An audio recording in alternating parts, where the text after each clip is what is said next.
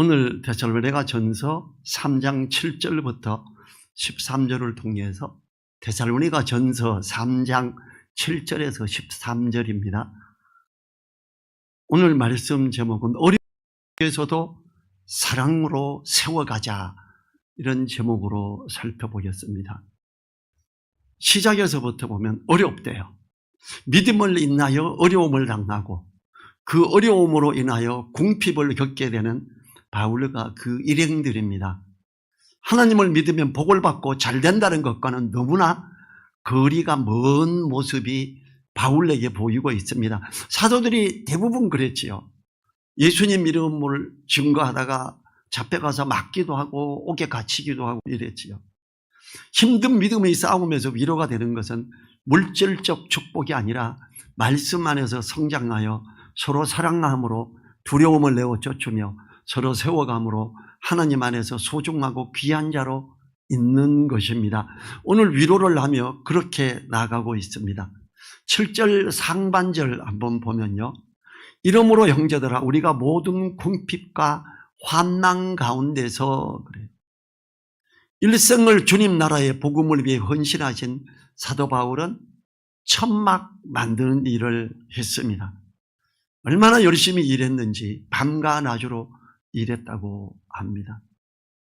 데살로니가 전서 2장 9절에서 형제들아 우리의 수고와 애쓴 것을 너희가 기억하리니 너희 아무에게도 누를 끼치지 아니하려고 밤과 낮으로 일하면서 너희에게 하나님의 복음을 전파하였노라 그럽니다.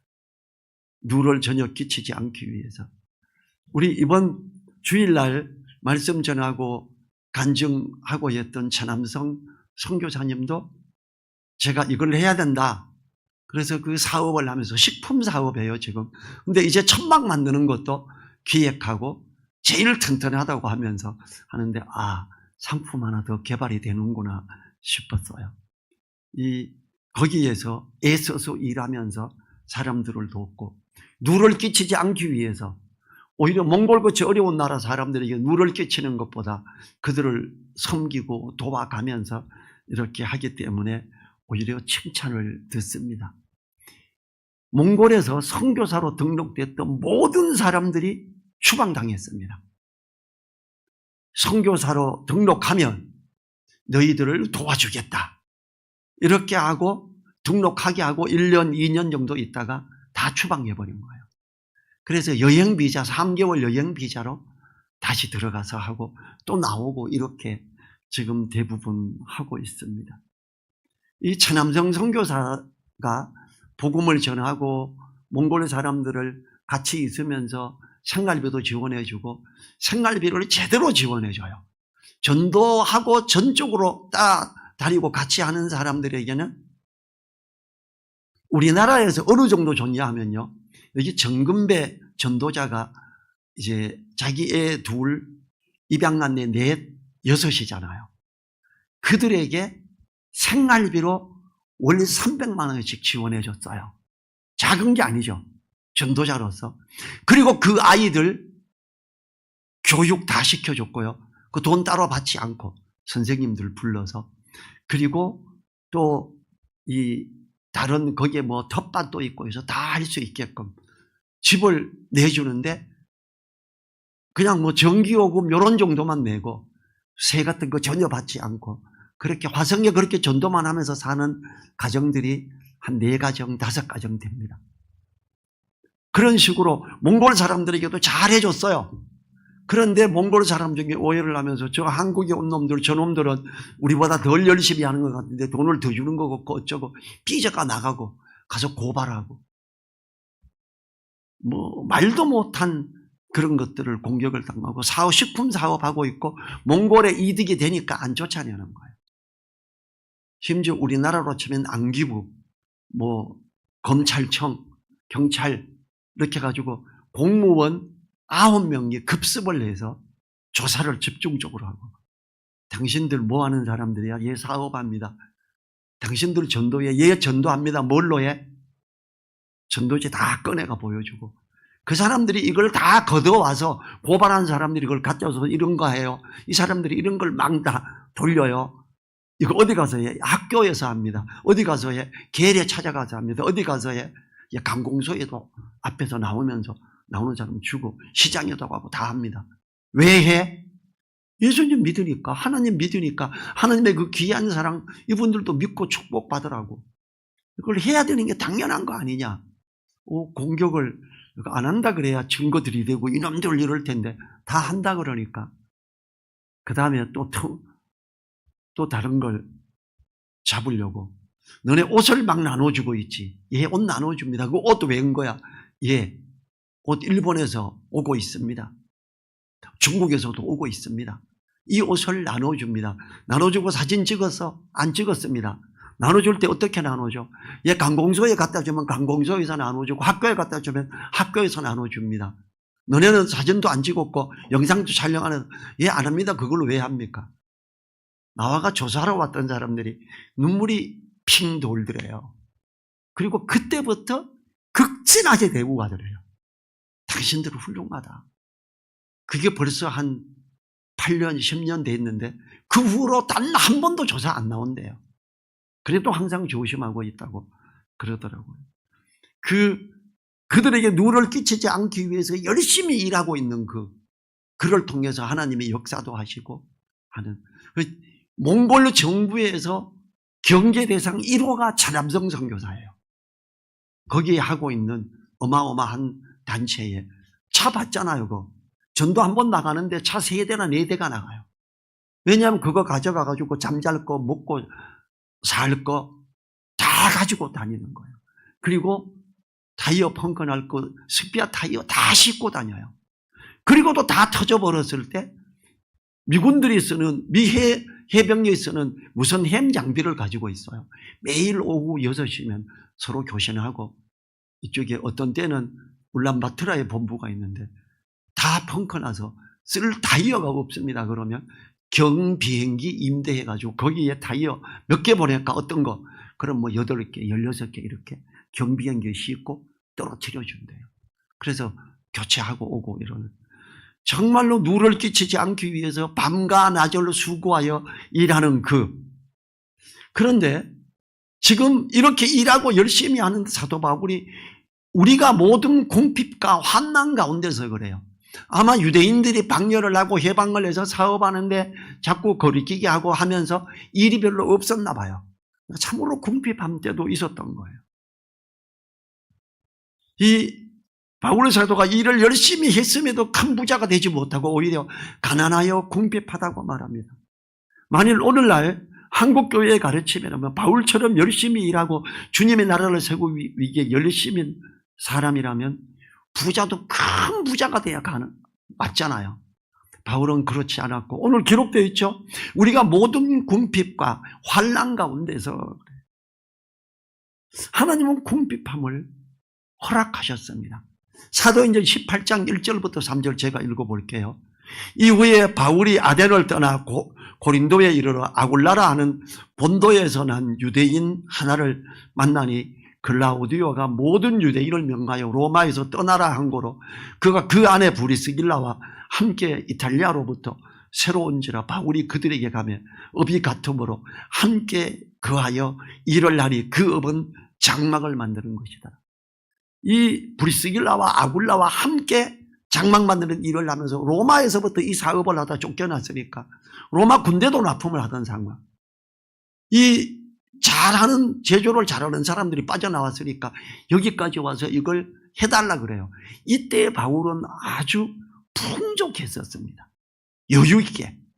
그런데 지금 데살로니가 교회 전도하고 빌립보 교회 쪽 전도하고 이러면서 유대인들의 공격을 받고 이러면서 엄청나게 궁핍한 상태가 되어 있는 거죠.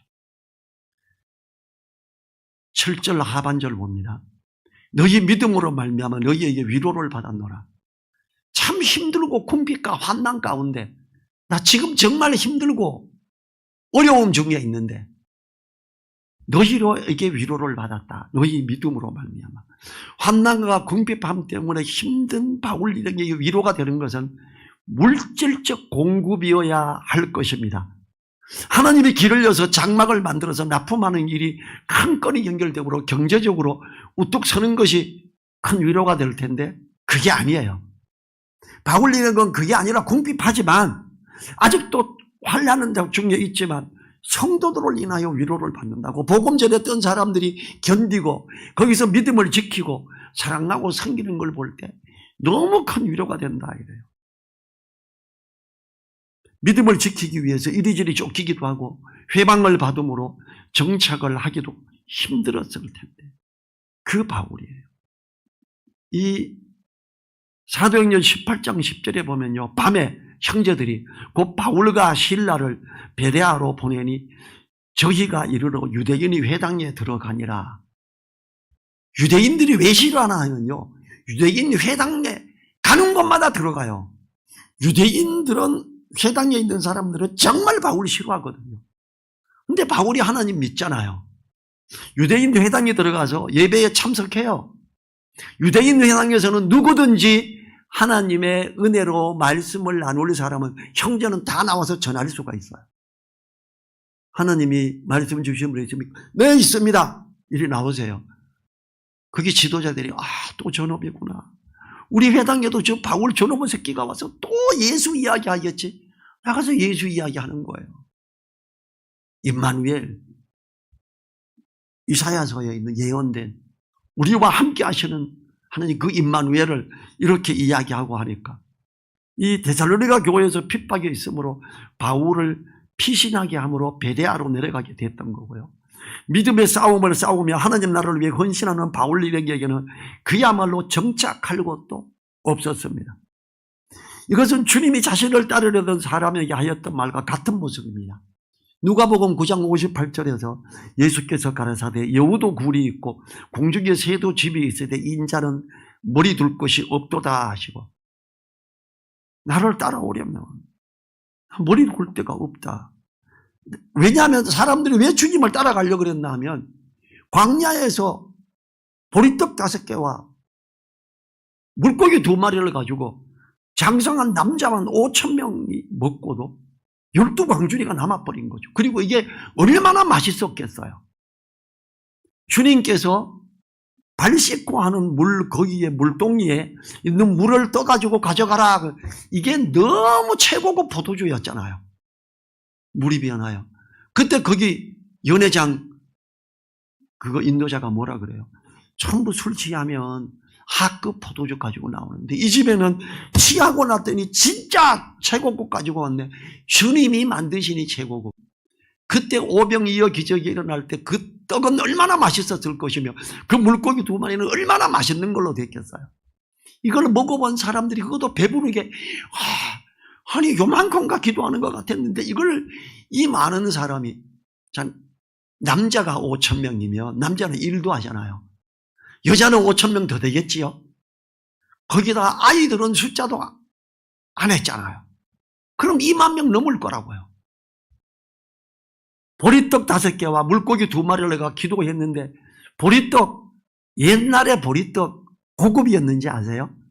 우리 시골에서 어릴 때 보리떡 먹었어요.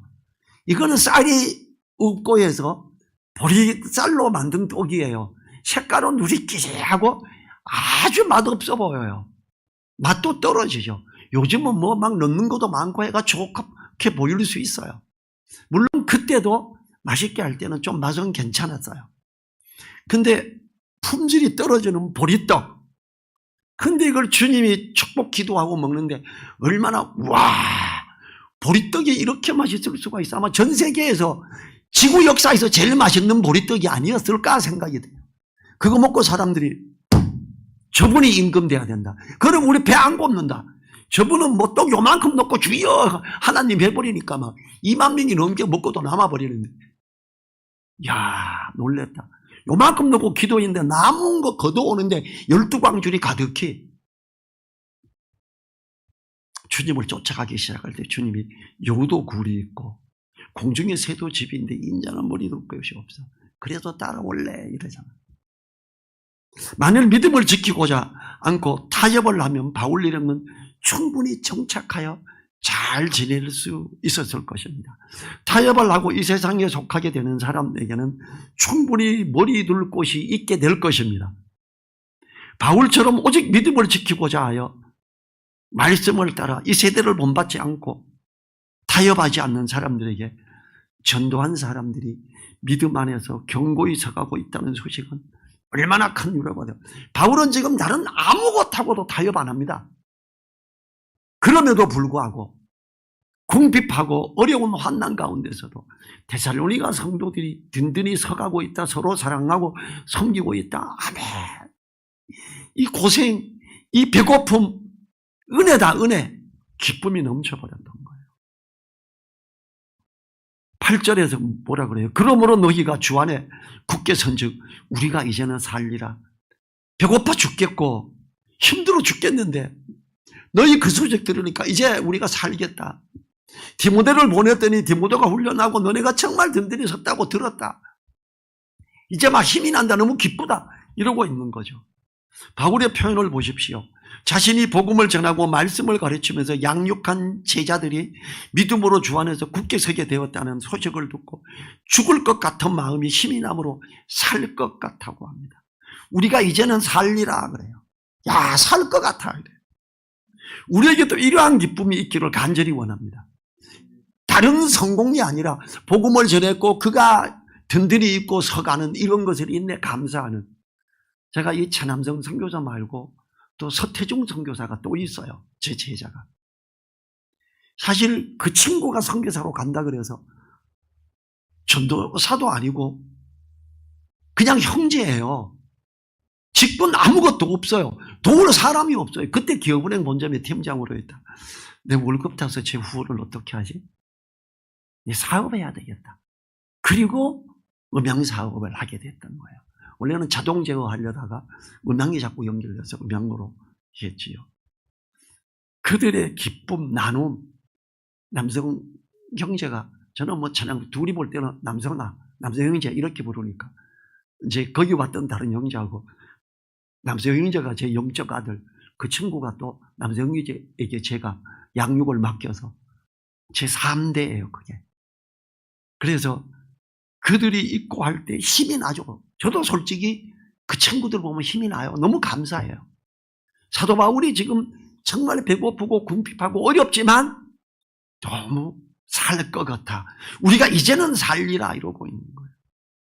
9절을 보지요. 우리가 우리 하나님 앞에서 너희를 인하여 모든 기쁨으로 기뻐하니 너희를 위하여 능히 어떠한 감사함으로 하나님께 보답할고. 모든 궁핍과 한난 가운데서 그 소식을 듣고 이제 살 것 같아. 그러면서 하는 이야기가 너희를 인하여 모든 기쁨으로 기뻐하니 하나님 앞에서 막 힘이 나는 거예요. 하나님 감사합니다. 데살로니가의 그 형제들이 그렇게 어려움을 겪었는데 든든히 서가고 있다고 합니다. 할렐루야, 아멘 막 이게 되는 거죠. 어떠한 감사함으로 하나님께 보답할고 내가 뭘 어떻게 더 감사해야 될지 모르겠다 이러는 거죠. 놀라운 표현이지요. 어려운 상황에서도 자신들이 복음을 전하고 훈련시킬 사람들이 믿음의 견고히 서감을 듣고 모든 기쁨으로 기뻐한다고 합니다. 최고의 기쁨이라는 표현입니다. 우리에게 있어서 최고의 기쁨은 뭔가요? 얼마나 기뻤으면 어떤 감사로 하나님께 보답할 거라고 고백하고 있습니다. 좋아서 어쩔 줄 모르는 바울 일행이지요. 우리 늘사랑 성도들이 복음을 위하여 힘쓰고 그 결과들로 인하여 기뻐하는 기쁨을 누리는 일이 일어나도록 기도하셔야 됩니다. 이제 2023년이 2개월하고 6일, 일주일 남았어요. 단 한 명에게라도 복음을 제대로 전하는 소중한 일이 일어나기를 위해 기도하시기 바랍니다. 친척과 이웃의 분들을 위하여 복음을 전하고자 하는 마음이 일어나도록 기도하셔야 됩니다. 우리 새로 온 어떤 형제 하나 있죠. 약간 부족해 보이는 사람. 귀신하고 교제하는 친구예요. 누가 오라 그런 것도 아니고 자기가 찾아왔어요. 저보고 뭐라 그런지 아세요? 와, 목사님 지금 2번째 뵀는데요. 제가 몇 년 전에도 뵀었고 목사님 뵈니까 진짜 하나님 보는 것 같아요. 빛이라고 해요. 쓸데없는 소리에 누가 그런 말 하라고 했어. 당신이랑 나랑 똑같은 사람이야. 그런 말 하지 마. 사람 아주 이상하게 만들려고 그러지 말고. 그거 아주 악한 표현을 지금 하는 거야. 이렇게 야단쳤어요. 아니 왜 목사님 진짜 하나님 같아요. 아니라니까 그런 말 하지 마. 어디 가서 무슨 말을 듣고 이상한 말을 하는데 그러면서 교제하다 보니까 귀신하고 교제하는 친구. 우리 볼링 치러 갈 때 왔잖아요. 와서 예배 드릴래? 귀신 들리고 형편이 없이 살아요. 그래서 내가 지금 형제에게 뭔 말을 할 게 없다. 당신이 와서 예배를 드리고 성경 공부 시간에 참여하고 그렇게 하고 교제가 되기 시작하면 내가 너에게 귀신을 쫓아낼 거고 내가 너에게 진리를 이야기해 줄게. 진짜로. 그 기간 동안 다른 거 어떤 것도 요청하지 마. 막 식탐이 엄청난 친구예요. 뭘 주면 이거 먹고 목사님 저거 먹어도 돼요. 옆에 거 이거 먹어도 돼요. 막 그래. 세상에 어쩌면 그럴 수가 있어요. 저녁을 먹고 왔다는데 줬더니 한 그릇 먹고 닭볶음탕 줬더니 고기 3덩어리만 더 주면 안 돼요. 더 줬더니 감자 3덩어리 더 주면 안 돼요. 또 주고.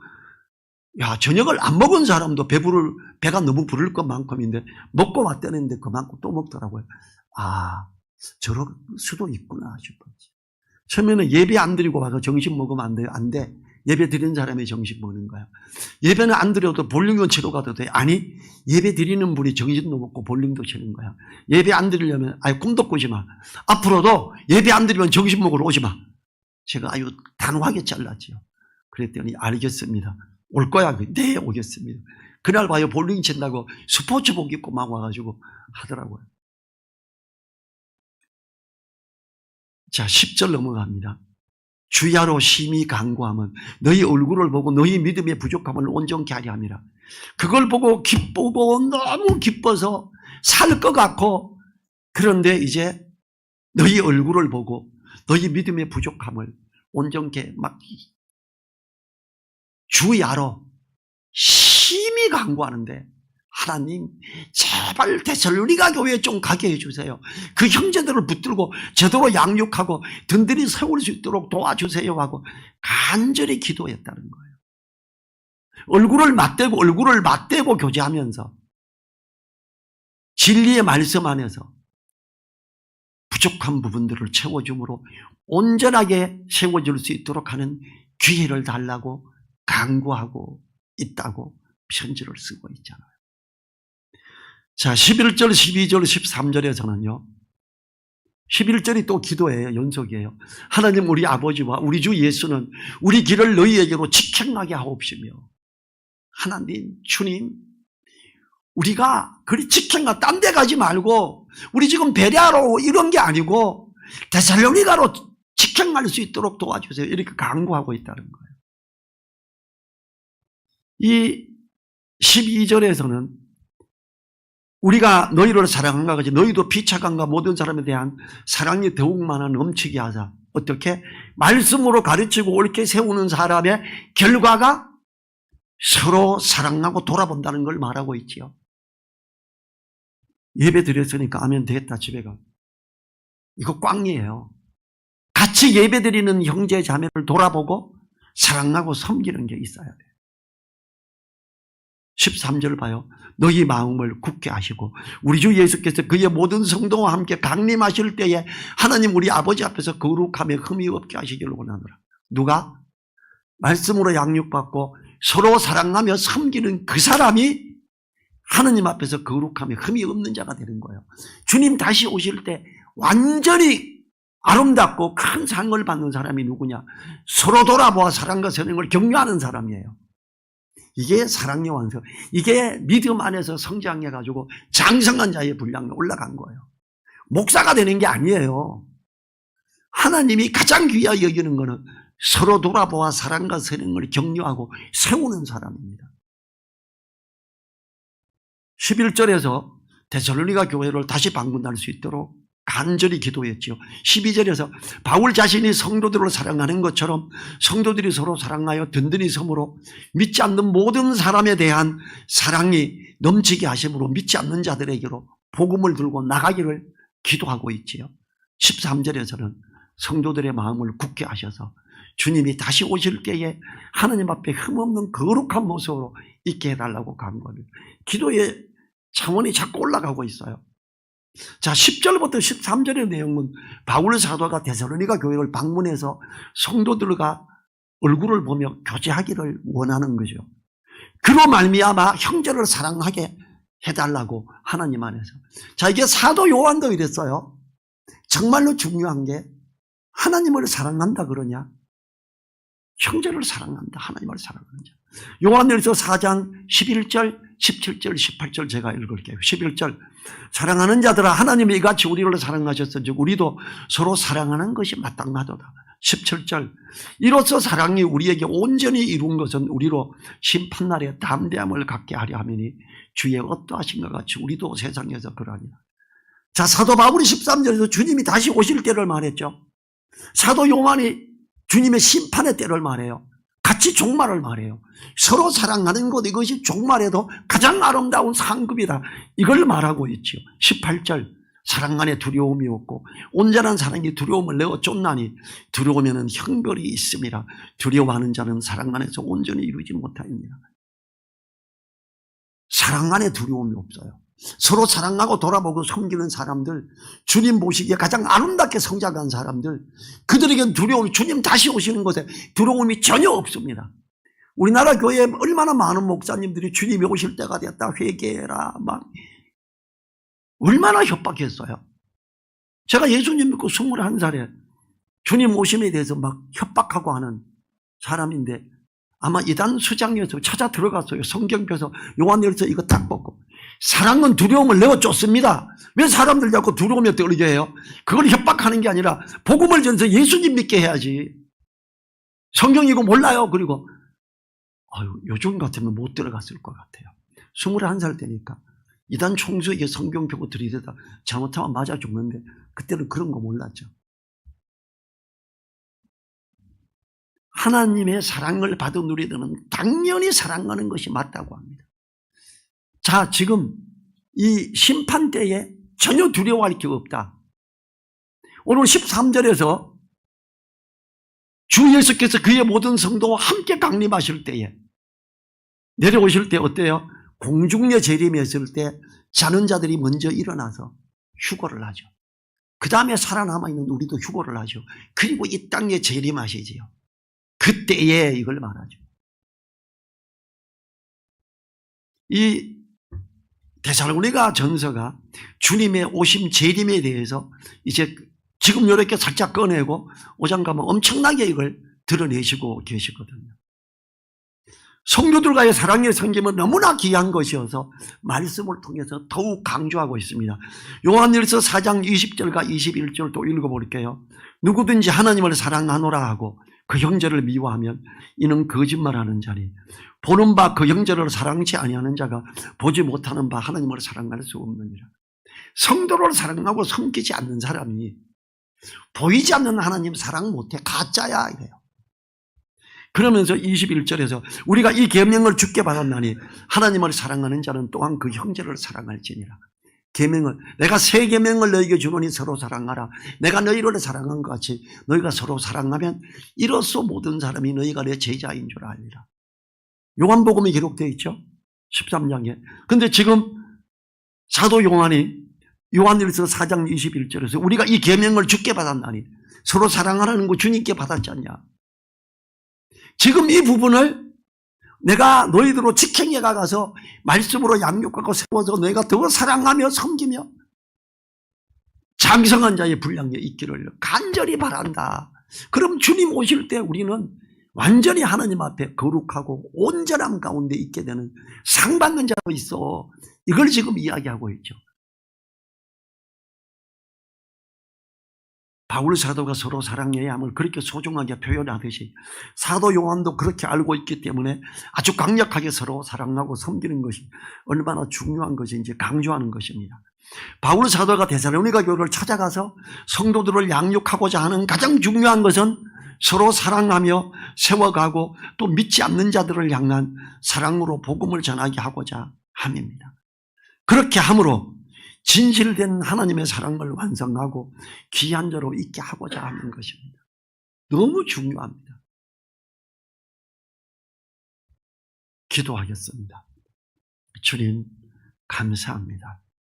사도 바울이 궁핍하고 환난 가운데서도 그 복음 전한 자들의 양육으로 말미암아 더 성장하고 주님을 닮아가는 사랑을 나누고 있음을 인해 살 것 같다고 심히 간구하고 주야로 심히 간구했는데 직행에 가서 그들을 만나고 더 격려하고 하나님 보시기에 온전하고 거룩한 서로 사랑함에 완성을 이루게 하고 싶다고 간절히 기도하고 호소하는 걸 봤습니다.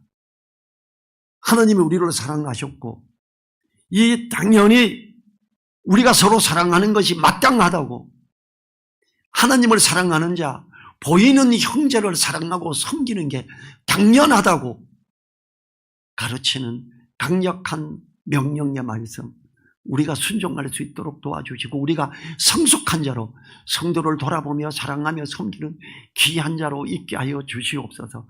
간절히 부탁드리며 우리를 사랑하시는 예수님 이름으로 기도했습니다. 아멘. 주기도문으로 예배 마칩니다. 하늘에 계신 우리 아버지여 이름이 거룩히 여김을 받으시오며 나라에 임하옵시며 뜻이 하늘에서 이룬 것 같이 땅에서도 이루어지이다. 오늘날 우리에게 일용할 양식을 주옵시고 우리가 우리에게 죄 지은 자를 사하여 준 것 같이 우리 죄를 사하여 주옵시고 우리를 시험에 들게 하지 마옵시고 다만 악에서 구하옵소서. 나라와 권세와 영광이 아버지께 영원히 있사옵나이다. 아멘.